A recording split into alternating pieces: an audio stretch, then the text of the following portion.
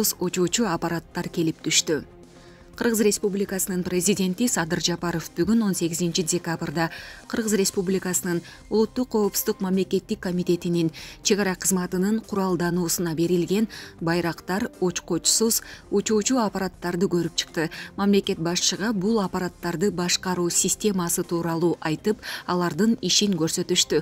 Аталган аппараттар толугу менен республикалык бюджеттин каражаттарына сатылып алынды жана өлкөнүн коргонуу коопсуздугун камсыз кылуу, анын ичинде мамлекеттик чек араларды кайтаруу үчүн колдонулат.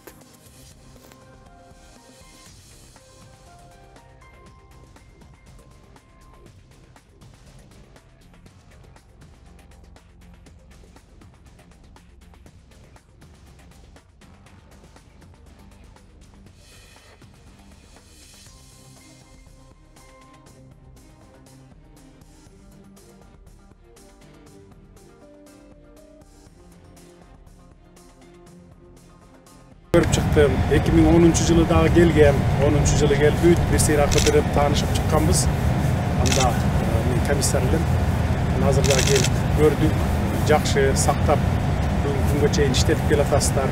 Бир жалгыз ушул нефтеперерабатывающий завод иштеп атат ушу Жалал Абадта. Мына сиздердин эмгегиңиздер. Бирок баягы иштеп чыккан продукция биздин Кыргызстандын бир 6-7% жабат негизи. Бул өтө аз. Муну көбөйтүшүңүздөр керек. Мен азыр көрүп чыктым, модернизация кылышыбыз керек экен. Тыйын таап беребиз, буюрса кылабыз. 500 миллион тоннага чейин жеткиргенге биз болгон күч аракетибизди жумшайбыз. Анан эми ушул жерде мына көптөн бери иштеп келатканыңыздар да барсыздар. Былтыркы жылы мен 10 миллион деп эсептеп жүрдүм элем. Оказывается 47 миллион минуста болчу экенсиңер, Мына жетекчиңерди алмаштырдык, талаптарды койдук эки жагына тең. Уурдабагыла, коррупцияга аралашпагыла, болгон мамлекеттин акчасын, пайдасын мамлекеттин чөнтөгүнө салгыла деп. Быйыл мына 160 миллион, 200 миллионго жакын сом берип атпыз. Мына иштесе болот экен да, уурдабаса эле болот экен да. Мисалы ушул жерден жан багып атасыздар, зарплата алып атасыздар, туурабы же туура эмеспи? Мына ушинтип мамлекеттик ишканаларды ушинтип жандандырып, баарын тең кирешеге чыгарып келатабыз. Анын ичинде мына сиздердин КПК да бар, Кыргыз нефтегаз дагы бар, мынакей 3 эсе, 10 эсеге чейин мына немесин көтөрүп атат, кирешелер. Мурда болсо ошол жанагы 47 миллион ылдый минуска кеткени дагы чөнтөккө кирип кетип аткан. Бүгүнкү силер таап берген 160 миллион сом дагы чөнтөккө кирип кетип аткан. Туурабы же туура эмеспи? Ушинтип анан мамлекетибиз аябай оор акыбалга келип кептелген. Азыр Кудайга шүгүр, мамлекеттик ишканаларыбыз киреше берип атат. Мына Манас аэропорту 3 миллиард таза киреше берип атат. Темир жолубуз мына 1,5 миллиард 600 миллион таза киреше берип атат. Ал дагы 20-30 миллион эмеде болчу. Чыгашада отурган мына прибыль жок деп. Көрсө баарын эле чөнтөккө салып жүрө беришиптир да мына. Ошон үчүн мынакей таза иштесеңиздер, сиздер бул коррупция жагынан эми жоюп баягы уурдабай мамлекеттин чөнтөгүнө салып берип атасыңар, бирок силер кайра ошону эле өзүңүздөрдү аласыздар. Мисалы зарплатаңыздар средний бир 33 000 болсо, дагы кошобуз Кудай буйрса келаткан жылы. То есть киреше тапсаңар, ал силердин пайдаңарга. Өзүңөрдүн эле чөнтөгүңөрдө калат. Жарымы чөнтөгүңөрдө калса, жарымын мамлекетке бересиңер өлүгүгө дегенде. Ушинтип таза иштеңиздер, ак ниет иштеңиздер. Ушул жерден агарып көгөрөсүздөр да өзүңүздөр деле. Пенсияга чыгып кетесиңер ушул жактан мисалы. Жакшы иштеңиздер ошол эле. Биз колубуздан келген жардамыбызды беребиз. Баарын жаңылаганга каражатты таап беребиз. Азыр сүйлөштүк. Где-то 60-70 миллион доллардын тегерегинде акча кетет экен. Анын акчабыз бар, табабыз. Кыргыз мамлекетинде өтө оор кырдаал болгон мезгилде, элдин өлкөнүн башчысына өтө жогору талап болгон мезгилде, өлкөнүн оор жүгүн мойнуңузга алып, чоң жоопкерчиликти мойнуңузга алып, иш аткарып келатасыздар. Эл журтубуз мамлекет башчысына эр жүрөк, патриот, элге күйгөн, имандуу жетекчини өтө зарыгып күткөндө Алла Таалам сизге назар салып бизге президент болдуңуз. Кудай буйрса Кыргыз элини, жерини дүйнөгө тааныткан президент болот деп сизге ишенебиз. Кичинекей Кыргызстаныбызды бай мамлекеттердин алдына кошот деген ниеттебиз. Мен бул жерде 20 жылдан бери иштейм.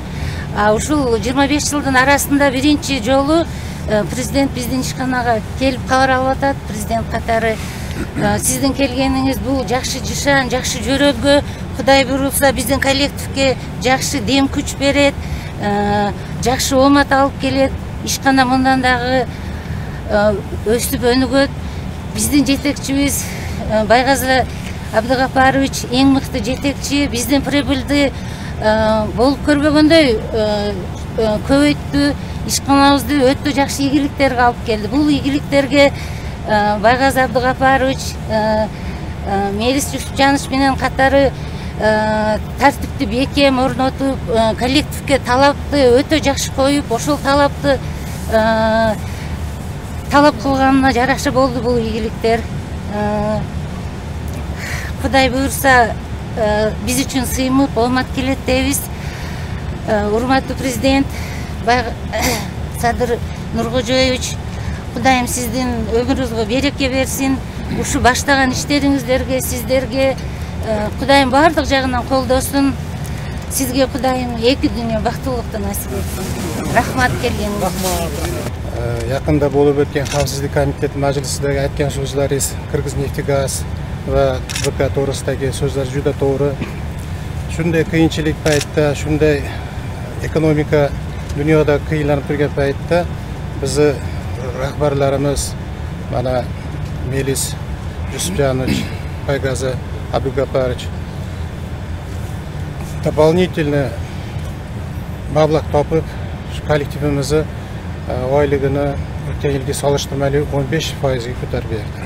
Bularga kollektivning nomidan minnatdorchilik bildiramiz. Endi yana aytib o'tib ketadigan bo'lsak, har bir rahbar harakat qiladi, qo'l ostida ishlayotgan shu ishchilarini yaxshi ishlar bilan ta'minlab, hamma yo'q bilan kamso'zsiz bo'lishga harakat qiladi.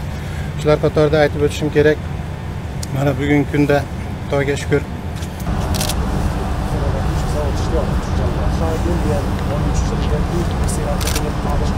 Жанагы 47 миллион ылдый минуска кеткени жетекчилерди алмаштырдык, талаптарды койдук, эки жагына тең.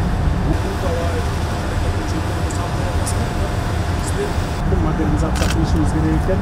Биз таатырыбыз, буюрса. Киреше тапсаңар, силердин пайда.